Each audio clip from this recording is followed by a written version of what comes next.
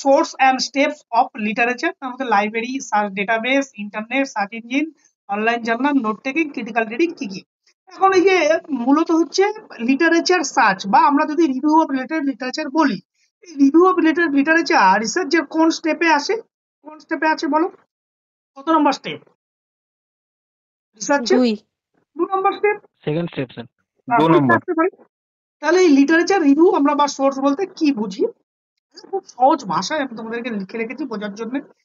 Literature search means systematically collecting information, systematically collect করবো information and previous research related to a topic, previous research অর্থাৎ previous যে ধরনের গবেষণাগুলো হয়ে গেছে সেই গবেষণা থেকে আমরা কি করব, কিছু ইনফরমেশন কালেক্ট করব সিস্টেমেটিক্যালি। কার উদ্দেশ্যে কালেক্ট করব, এ টপিক, আমি যে প্রবলেমটাকে নিয়ে কাজ করছি সেই প্রবলেম ওরিয়েন্টেড প্রিভিয়াসলি কি কি কাজ হয়ে গেছে সেই কাজগুলোকে, লিটারেচারগুলোকে কালেক্ট করা, যেগুলোকে সিস্টেমেটিক্যালি কালেক্ট করব, তাকে আমরা লিটারেচার সার্চ বলবো। এটা কি হেল্প করে, ইট হেল্প করবে রিসার্চারকে হেল্প করবে আন্ডারস্ট্যান্ড, জানতে সাহায্য করবে হোয়াট ইজ অলরেডি নোন, কি কি কাজ আগে থেকে অলরেডি হয়ে গেছে সেগুলোকে জানতে, and identify the gaps for new study, অর্থাৎ তুমি যে কাজটাকে করতে চাইছো ফাঁকাটা কোথায়, অর্থাৎ জিজ্ঞাসাবাদের চিহ্নটা কোথায়, এইটাকে খুঁজতে সাহায্য করবে এই লিটারেচার সার্চ।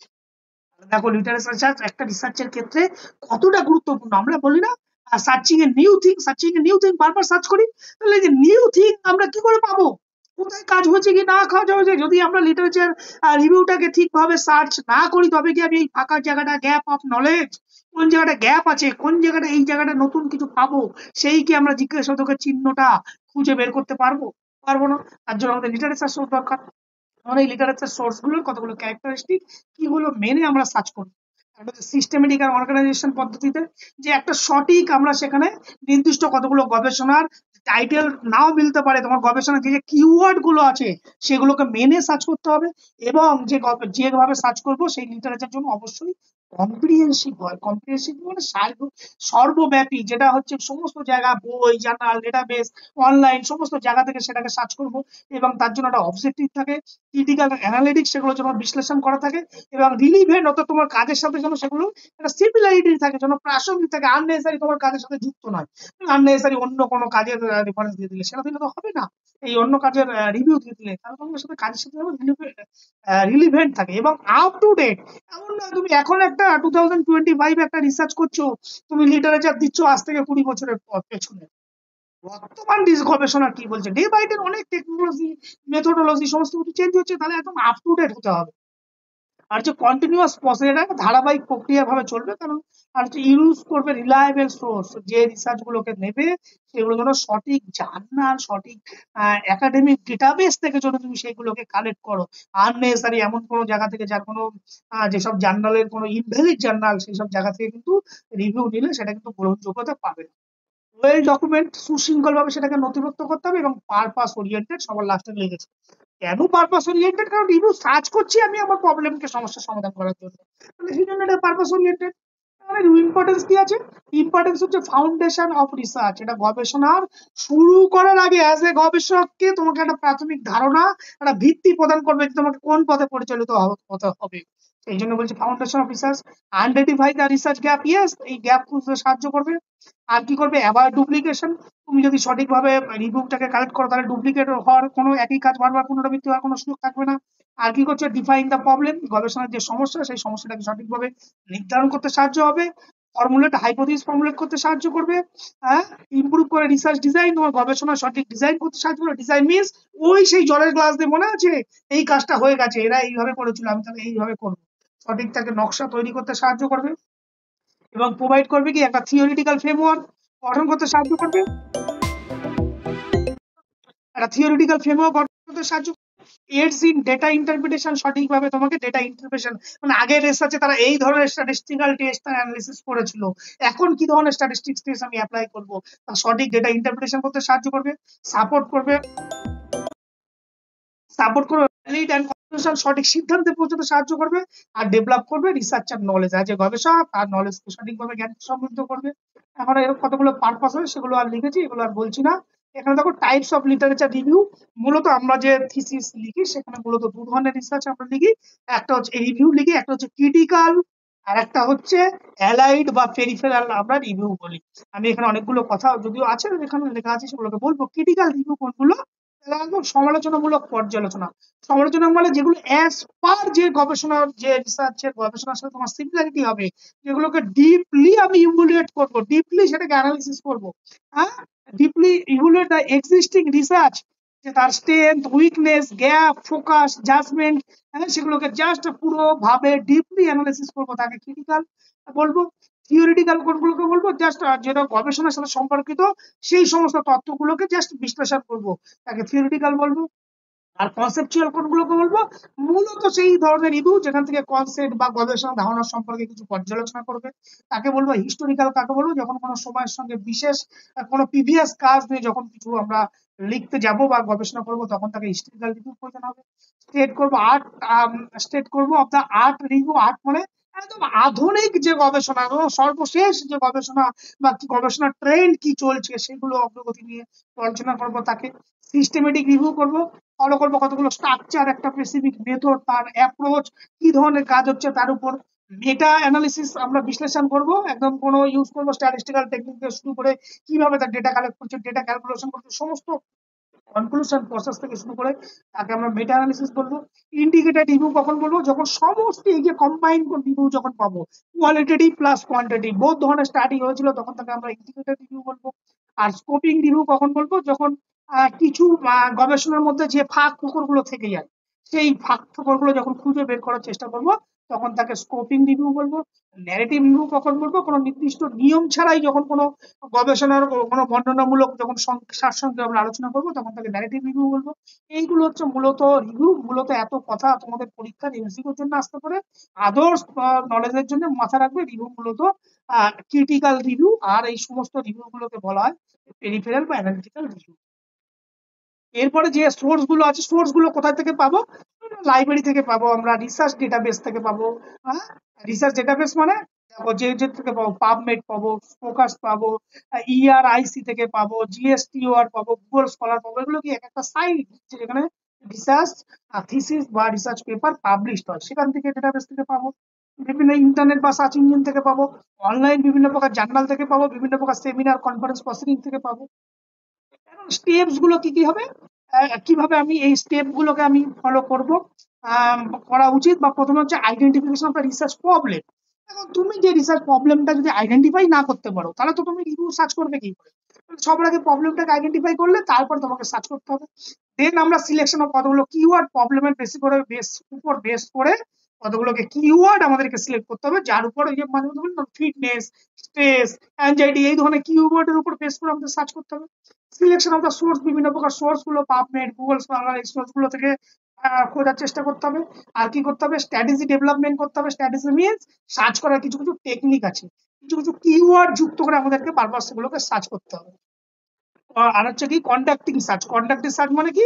সিমেট্রিক, যে ধরো বিভিন্ন জায়গা থেকে যে ধরনের ডেটাবেস গুলোকে পাবে, লাইব্রেরি বলো, অনলাইন বলো, এবং বিভিন্ন প্রকার জার্নাল বলো, সেগুলোর সাথে একটা আহ, সেই সোর্স গুলো থেকে সমস্ত যে ইনফরমেশন গুলোকে পাবে সেগুলোকে নোট ডাউন করবে, করে এখান থেকে একটা ইনফরমেশন এক জায়গায় করে সেগুলোকে সার্চ করতে হবে। আর এটা কি স্কিমিং অ্যান্ড সিলেক্টিং লিটারেচার। বিভিন্ন লিটারেচার গুলো সেগুলোকে সংক্ষেপে সেগুলোকে লিখতে হবে, সেগুলো অর্গানাইজেশন করতে হবে, সেখান থেকে ছোট ছোট নোট টেকিং করতে হবে, ক্রিটিক্যালি সেটাকে রিডিং করতে হবে, এবং তার সঠিক সাইটেশন দিতে হবে এপিএ বা এমএলএ ফরম্যাট। যদিও এমএলএ ফরম্যাট আমাদের সোশ্যাল সায়েন্সের নয়, আমাদের হচ্ছে এপিএ ফরম্যাট চলে। এবার নোট টেকিং, কিভাবে নোট টেকিং করবে? তার উদ্দেশ্য কি? যে গুরুত্বপূর্ণ যে ধরনের তুমি রিসার্চ, যে ধরনের তুমি লিটারেচার নেবে, তার কতগুলো কিওয়ার্ড, ফাইন্ডিং, তার রেফারেন্স, সেগুলোকে ছোট ছোট আকারে লিখে রাখতে হয়, যাতে তোমার পরবর্তীকালে কাজে লাগে। এবং তার মেথড কি, কতগুলো কার্ড সিস্টেম মেথড আছে। যেগুলো যদি আমি এখানটা একটু দেখাই, তার মেথডটাকে একটু ডিটেলস তোমাকে দেখাই, দাঁড়াও। Review of literature.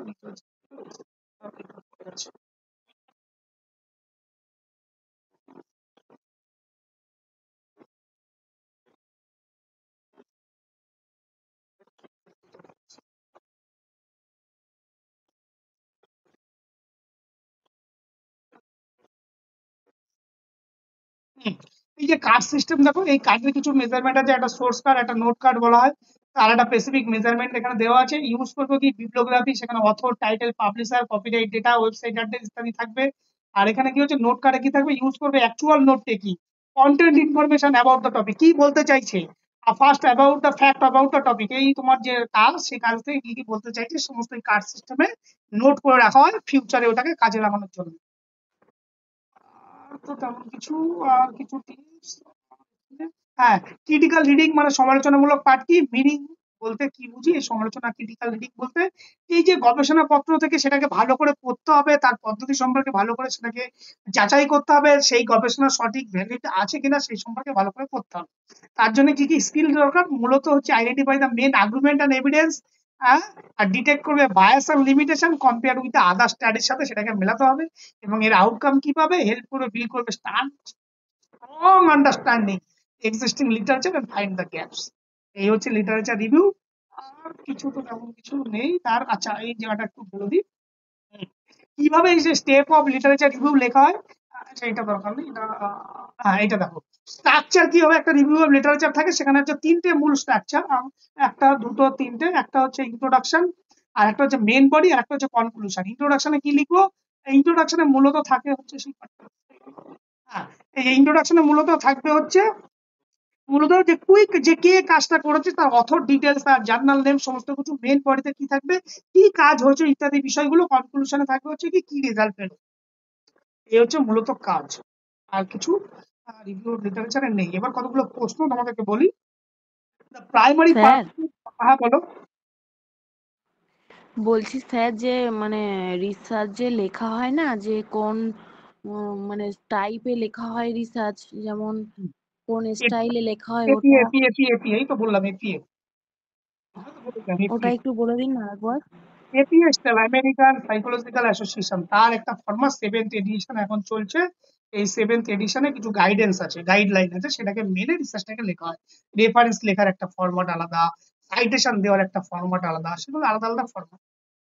সেগুলো তোমাদের 7th এডিশন নিয়ে তোমাকে তাহলে তো সেটা আলাদা ভাবে একটা রিসার্চ লেখার, তুমি তো এখন লিখতে চাইছো না, সিম্পল তোমাকে যদি পরীক্ষায় প্রশ্ন আসে যে এখন রিসার্চ আমাদের এখন ফরম্যাটে লেখা হয় সোশ্যাল সায়েন্সের রিসার্চ, তুমি সিম্পল উত্তর আসবে এপিএ ফরম্যাট, কিন্তু তার ভেতরে কোনো প্রশ্ন আসবে না। এবার তুমি যদি ডিসার্টেশন লেখো আচ্ছা। তখন তোমাকে সেগুলোকে জানতে হবে। ঠিক আছে, বিপ্লবগ্রাফি আমরা কিভাবে লিখবো, ধরো 4টে অথর থাকলো, 4টে অথরের নাম আমরা কোনটাকে আগে দেবো, আগে টাইটেল দেবো না আগে নামের প্রথম অক্ষর দেবো, কোথায় ফুল স্টপ হবে, কোথায় কমা হবে, ইয়ারটা কোথায় দেবো, এগুলো সব, এগুলো ডিসার্টেশন লেখার ফরম্যাট। এগুলো অত কিছু তোমাদের জানার দরকার পড়বে না, বা এখান থেকে প্রশ্ন আসে না, আসলে এপিএ ফরম্যাট আসবে, এর বাইরে কিছু আসবে না। স্যার না, একবার মানে এর দু দু এক বছর আগে একটা মানে জেনারেল পেপারে কোশ্চেন এসেছিল যে মানে এপিএ স্টাইলে রিসার্চের এরকম একটা কিছু একটা কোশ্চেন এসেছিল, তাই জন্যই আমি জিজ্ঞাসা করলাম। প্রশ্নটা কি তুমি এক্সাক্ট বলতে পারলে আমার ভালো হতো। তুমি পরে প্রশ্নটা পেলে আমাকে একবার পাঠিয়ে দিও, ঠিক আছে। ঠিক আছে যদি স্যার, হয়, আমি খুঁজে পেয়ে যাবো, আচ্ছা যদি ঠিক হয় আছে। যখন আমরা ওই ডিসার্টেশনের যখন লাস্টের দিকে স্ট্যাটিস্টিক্স এর শেষে একটা আছে রিপোর্ট এন্ড রিসার্চ প্রপোজাল, সেদিন আমরা বলে দেবো, ঠিক আছে। ঠিক আছে স্যার, আমি পেলে, হ্যাঁ, কোশ্চেনটা হুম, পেলে হুম, আপনাকে পাঠাবো। হ্যাঁ বেশ। এবার 1 নম্বরে দেখো, এখানে কতগুলো কুইজ আছে, 5টা প্রশ্ন। The primary purpose of literature search in research is to, primary purpose কি, কি জন্য আমরা করবো, তাড়াতাড়ি উত্তর দাও, কুইক উত্তর দাও। Option B sir, option B. Option B, identifying gaps and build theoretical. Question number 2, which of the following is most authentic source for obtaining peer review research article? Most authentic source, peer review research. Authentic source কোথায় বলেছিলাম কিন্তু পড়াতে পড়াতে একটু আগে। Option B. Option B, research database like Scopus, PubMed.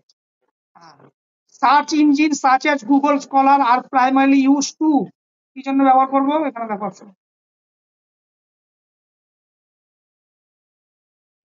Google Scholar 1 number, assess scholarly literature and citation. One, হ্যাঁ।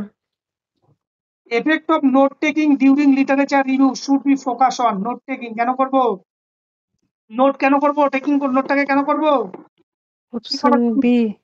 Option B summarise key concept method and finding. Critical reading research literature involve. Critical reading কেন করব? Option B. Option B evaluate করো validity reliability and relevance information. Very good, এই হচ্ছে literature review. এরপরে আসছে sampling